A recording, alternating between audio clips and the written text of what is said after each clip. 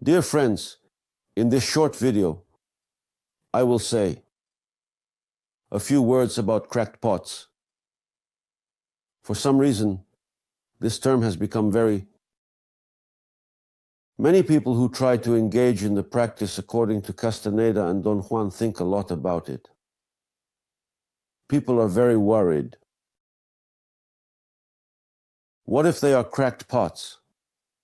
And this is natural because practice is initially very difficult for everyone. You shouldn't think that if your first year or two goes poorly and very slowly, you are necessarily a cracked pot. In general, it is necessary to clarify the situation here. What is a cracked pot?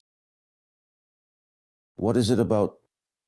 I will try to formulate it this way. The main problem with the cracked pot, well, you understand the metaphor, is that energy constantly spills out of it. No matter how much you pour in, it all leaks out. But why does this happen? It's not just that a person constantly loses energy. In my opinion, the main problem of the cracked pot is that it is unable to translate the words and concepts, whether abstract ones that arise within it or those that are read, into experience. Because through experiences, we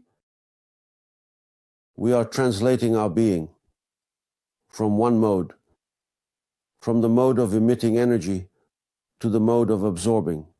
How to make your body absorb energy? You need to feel something. Cracked pots cannot feel. They are so focused on the words. They are stuck on abstract concepts. Something in this world prevents them from experiencing. This is not all, of course. There are some more. The cracked pots are also interconnected. This is a complex, a symptom complex, one might say. The cracked pot clings to something from the description with particular strength, which is why it loses more energy than it gains.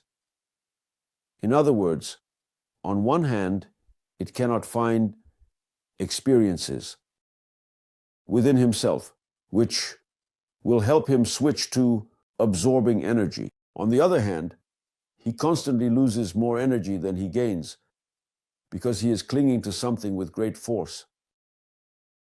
Well, everyone has their own way, of course. Some cling to one thing, some to another. But in one way or another, this particular clinging is characteristic of all cracked pots. Therefore, the education of cracked pots is difficult and slow. But I want to say right away, there is no need to worry about this.